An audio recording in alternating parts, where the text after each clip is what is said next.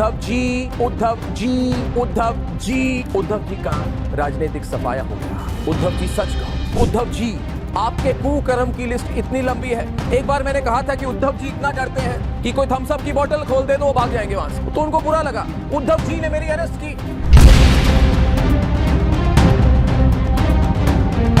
अरे ओ उद्धव जी, कहते हैं कर्म घूम कर आता है।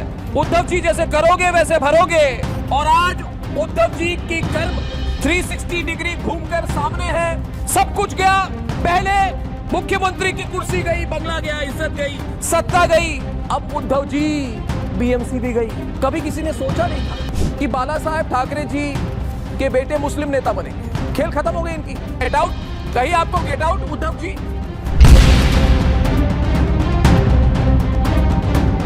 उद्धव जी के बुरे कर्मों की इतनी लंबी लिस्टें, पालघर के साधुओं की चीख आज भी हर सनातनियों के कान में जिंदा है। ये सुशांत सिंह राजपूतों के सगे समर्थकों की बद्दुआ है उद्धव जी। ये परमवीर और आपके वो फेवरेट वाले सचिन द ग्रेट वाजे की साजिशों का नतीजा है। ये उस हनुमान चालीसा को रोकने का नतीजा है। उद्धव जी सुन रहे हो ना? आज कौन बचाएगा तुम्हें उद्धव जी? क्यों कहूं, मन नहीं करता इनको। इनके पार्टी वाले कहते थे जी बोलो, जी बोलो, जी बोलो, तो मैंने ऐसे बोला उद्धव जी, उसको भी बुरा माने। कैसे कहूं मैं उद्धव जी कहूं? दोस्तों, आज उद्धव जी से सवाल है कि कहां है तुम्हारे परमवीर, तुम्हारे साजिशकर्ता, तुम्हारे सचिन वाजे कहां है? फोन करो सचिन वाजे को कि जेल में, कि सचिन, ओ सचिन वाजे बचाओ मुझे।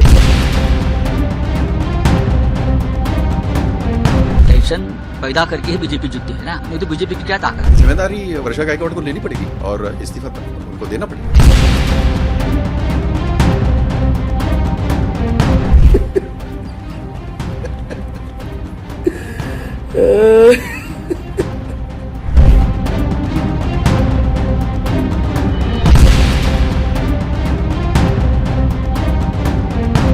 कौन चलाता है ये पार्टी? कई लोग कहते हैं आदित्य ठाकरे को प्रोजेक्ट करने की कोशिश हो रही है। अरे कैसे प्रोजेक्ट करोगे? राहुल गांधी को आज तक कोई प्रोजेक्ट कर पाया क्या? दोस्तों, ये स्टोरी है रिजेक्शन की। खेल खत्म। उद्धव जी का आज खेल खत्म।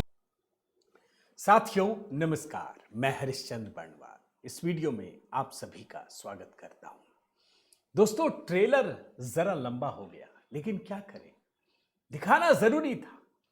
महाराष्ट्र के नतीजे को देख करके हर किसी की अपनी राय है।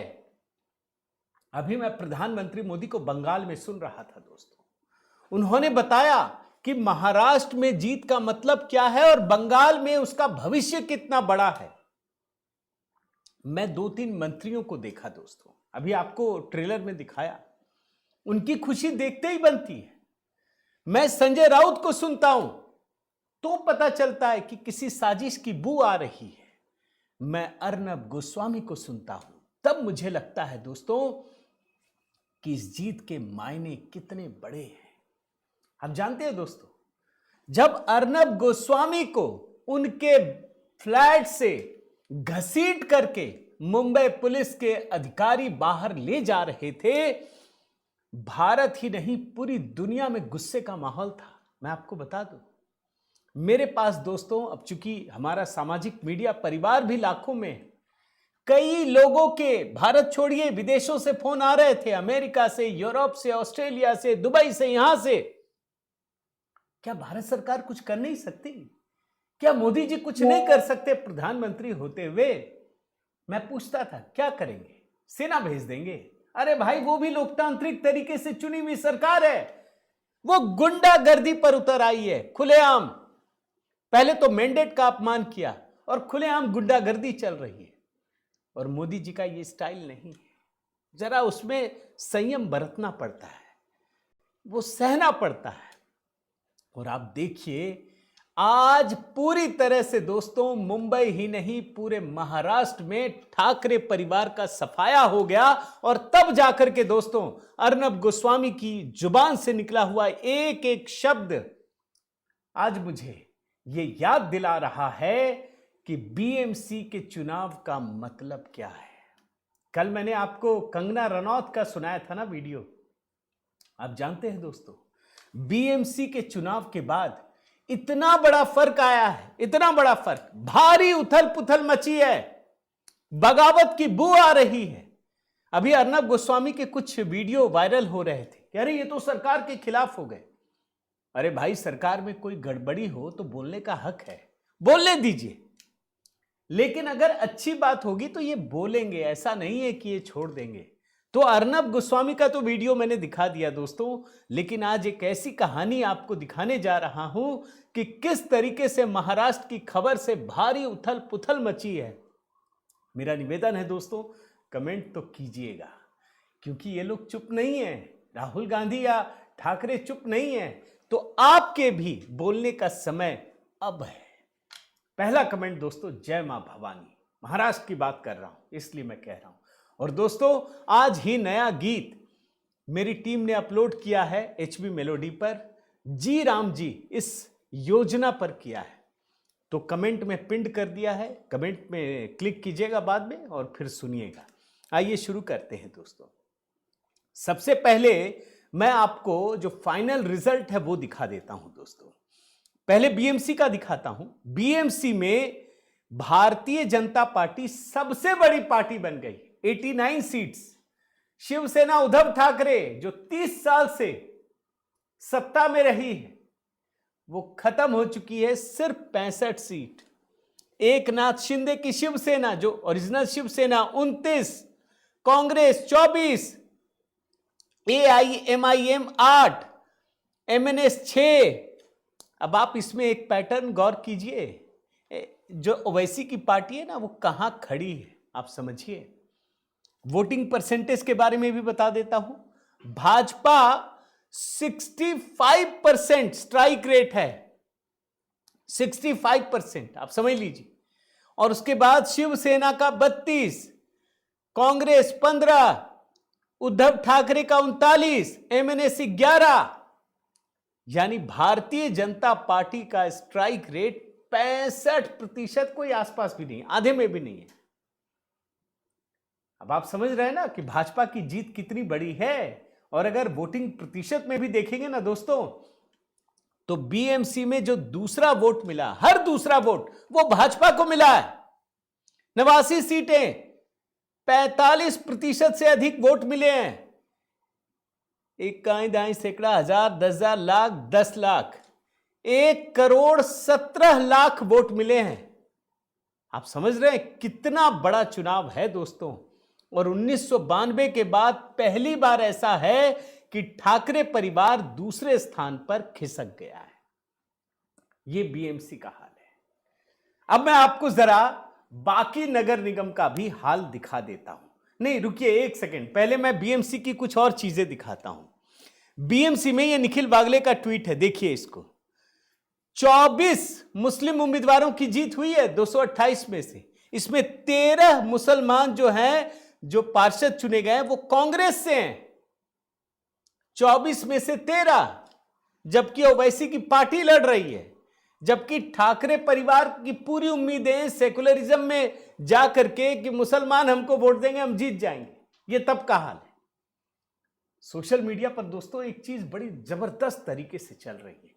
इंडियन नेशनल कांग्रेस कट कर दिया है, इंडियन मुस्लिम कांग्रेस। फिर मुझे याद आया, मैं आपको भी वो रिपोर्ट दिखा देता हूं। प्रधानमंत्री मोदी ने यूं ही कांग्रेस को कांग्रेस मुस्लिम लीगी माओवादी पार्टी नहीं कहा था। आप भूले तो नहीं है ना भाई, प्रधानमंत्री मोदी ने खुलकर कहा था ना इनके घोषणा पत्र को देखकर कि मुस्लिम लीग के घोषणा पत्र में और कांग्रेस के घोषणा पत्र में अब कोई फर्क रह नहीं गया है। एक एक कैंडिडेट दोस्तों, अगर मुंबई जैसी जगह में सबसे अधिक उम्मीदवार अगर कांग्रेस पार्टी के हैं, तो इसका मतलब है कि कांग्रेस का चरित्र पूरी तरह से बदल रहा है, पूरी तरह से बदल रहा है। तो ये BMC का हाल है दोस्तों। अभी मैं जरा बगावत की खबर आपको दिखाता हूं, लेकिन बाकी नगर निगम के भी हाल आपको दिखा देता हूं। 29 नगर निगम दोस्तों BMC के साथ साथ 25 नगर निगम में भारतीय जनता पार्टी ने जीत हासिल की है। 25, 29 में से 25। बहुत सारे लोग सवाल उठाते हैं कि अरे भाजपा के पास कोई ऐसा नेता नहीं है जो पूरे महाराष्ट्र में जिनका सिक्का चलता। ये सिक्का नहीं है। आप जाइए ना 10 साल पहले, कहां थी भाजपा महाराष्ट्र में? अरे देवेंद्र फडणवीस कहां लेकर गए, आप समझिए ना दोस्तों।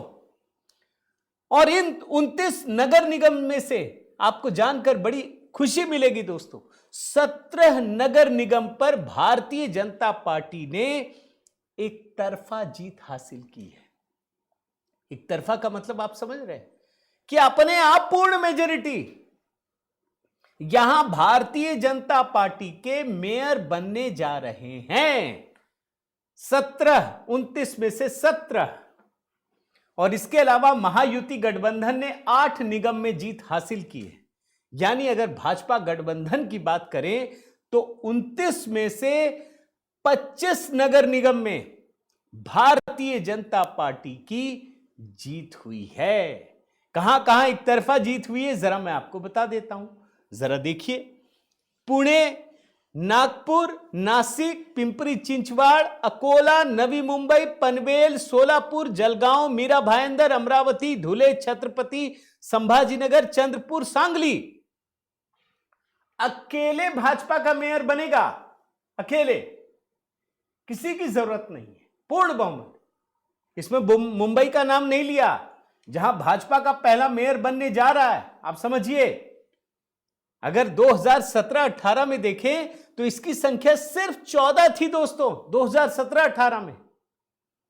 यानी देवेंद्र फडणवीस और 2017-18 में 14 नगर निगम के भी नाम पढ़ देता हूं, पुणे, नागपुर, नासिक, अमरावती, अकोला, ये सारी है।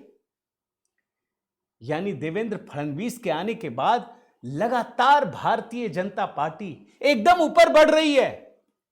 आप जानते हैं दोस्तों, इस समय जो निर्वाचित पार्षद हैं, भाजपा की संख्या कितनी है? टोटल 2869 ये पार्षद निर्वाचित हुए हैं, 2869, 2869। इसमें भाजपा के पार्षद कितने हैं? 1441। यानी 50% से अधिक पार्षद भारतीय जनता पार्टी के हैं। एक और आंकड़ा बताता हूं दोस्तों, 2013 में भारतीय जनता पार्टी महानगर पालिका के चुनाव में 4थे स्थान पर थी। ये 2013 की बात बता रहा हूं। और देखिए, सिर्फ 12 साल के बाद आज भाजपा पहले स्थान पर है। और सिर्फ पहले स्थान पर नहीं है, बल्कि सभी दलों के, जिसमें महायुति गठबंधन की भी पार्टियां हैं, सबको जोड़ लीजिए, उन सारे के सारे पार्षदों को मिलाकर भाजपा के पार्षद सबसे अधिक है, सबसे अधिक, सबसे आगे। अब जब भारतीय जनता पार्टी की इतनी बड़ी जीत हो रही है, तो मैं तो कल भी बताया था दोस्तों कि ये रोना गाना मातम भुचाल लहू लुहान शुरू हो गया है। कांग्रेस नेता राहुल गांधी के बारे में तो बात करने का भी मन नहीं करता दोस्तों, सच बता रहा हूं। जरा सा भी सीखने को तैयार नहीं है, कुछ भी नहीं। लेकिन तब भी मैं आज उन्होंने जो किया है ना, जो खबर छपी है ना, वो बताना चाहता हूं आपको।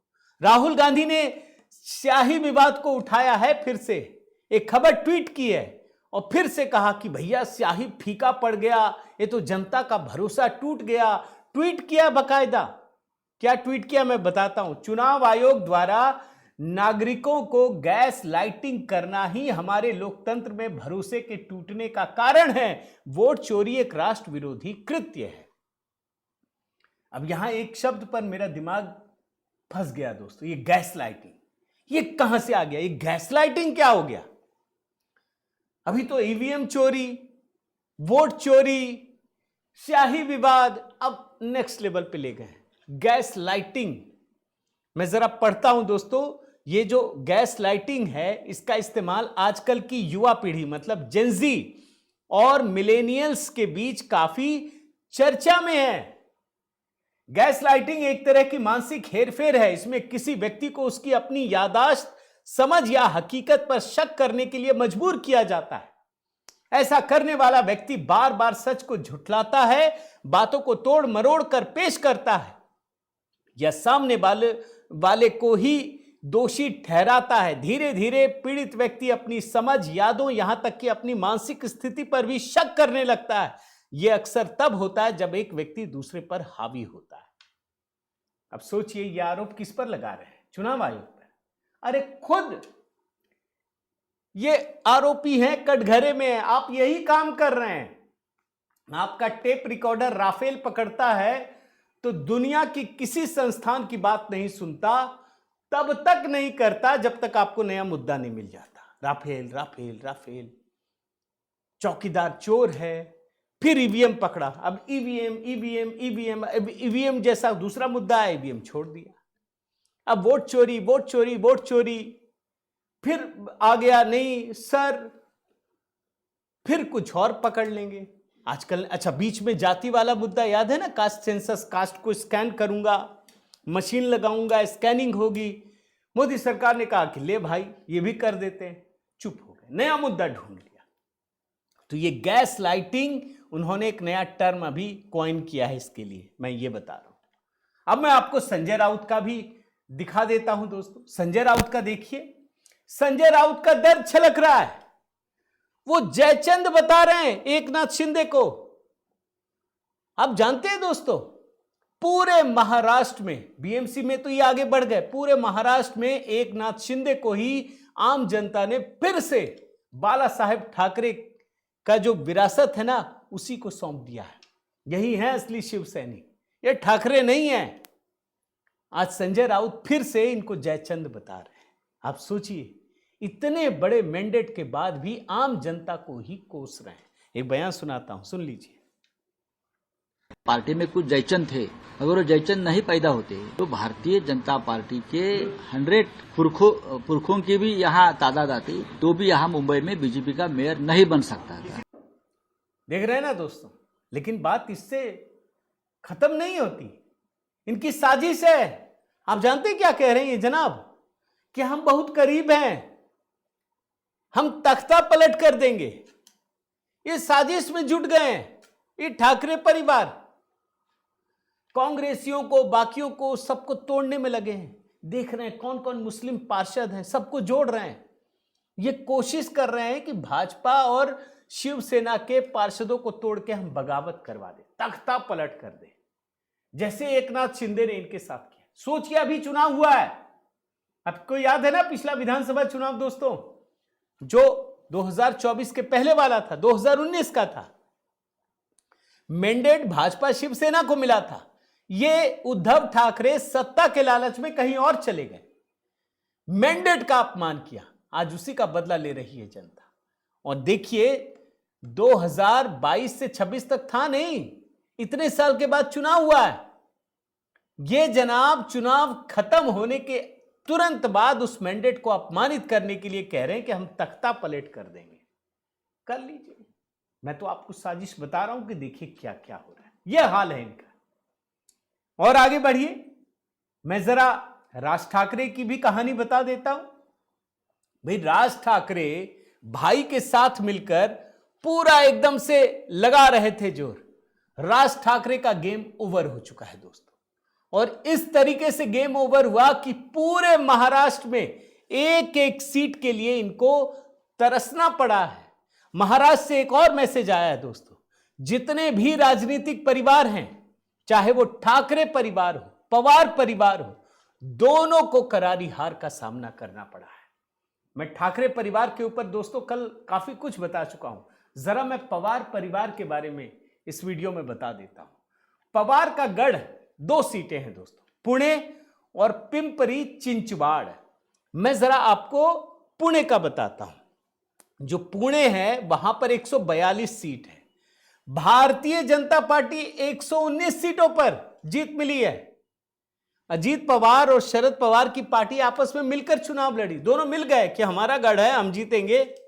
ये पुणे की बात बता रहा हूं। 142 में से 119 भाजपा, अजीत पवार 27, कांग्रेस 16, शरद पवार 3 और उद्धव ठाकरे 1।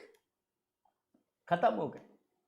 एक तरफा जीत पुणे में भाजपा की मिली है। इसी तरीके से आप आइए पिंपरी चिंचवाड़, 132 सीट, भाजपा को 84 सीट। यहां पर दोनों एनसीपी आपस में मिल गई, अजीत पवार और शरद पवार। अब जानते हैं एनसीपी को मिला 37, शिवसेना को 6। अन्य के हिस्से में एक। यह पिंपरी चिंचवाड़ की कहानी है दोस्तों। अब सारी जगह की कहानी एक एक करके कुछ छोटी छोटी कहानियां आपको दिखा देता हूं। जैसे कांग्रेस, अभी मैंने आपको ट्रेलर में दिखाया ना दोस्तों, भाई जगताप जो है कांग्रेस के वरिष्ठ नेता हैं, विधान परिषद के सदस्य हैं और मुंबई कांग्रेस के पूर्व अध्यक्ष हैं। उन्होंने पूरा का पूरा ठीकरा इस समय मुंबई कांग्रेस के अध्यक्ष वर्षा गायकवाड़ पर फोड़ दिया है। अभी मैंने ट्रेलर में आपको दिखाया, इस्तीफा दीजिए, ये खून खराबा शुरू हो गया है। लेकिन दोस्तों इन सब के बीच मैं जरूर कहना चाहूंगा कि जो मुंबई की मुस्लिम सियासत है ना, उसमें एक बड़ा बदलाव दिख रहा है, बहुत बड़ा बदलाव। भाई 19-20% है, 24 पार्षद मुसलमान जीत कर आए हैं और इन लोगों ने ओवैसी को अपने एक नेता के रूप में स्वीकार किया है। 8 सीटें ओवैसी की पार्टी को, राज ठाकरे को कितनी? सिर्फ 6 सीटें। बहुत अकड़ रहे थे, आप सोचिए। लेकिन ओवैसी पर मुस्लिम जनता ने भरोसा दिखाया है। और मैं अगर राज ठाकरे से तुलना करूं दोस्तों, राज ठाकरे हो या शरद पवार, मैं जरा पूरे महाराष्ट्र की कहानी बताता हूं। 29 नगर निकाय में चुनाव हुए दोस्तों। आप जानते हो ओवैसी की पार्टी को 13 नगर निगम में सीटें मिली हैं। कितनी मिली? 94। जैसे संभाजी नगर में कमाल किया, 21 सीट। लेकिन राज ठाकरे को पूरे महाराष्ट्र में कितना? 18। शरद पवार को कितना? 29।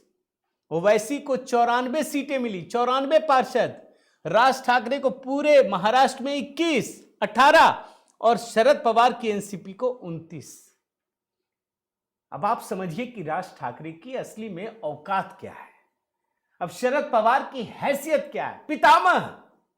यही बताते थे ना कि महाराष्ट्र की राजनीति के पितामह है। लीजिए, पितामह का यह हाल है कि ओवैसी जो हैदराबाद से आया है उसके आधे भी नहीं पहुंच पाए आप, बल्कि 1/3 के करीब पहुंचे हैं।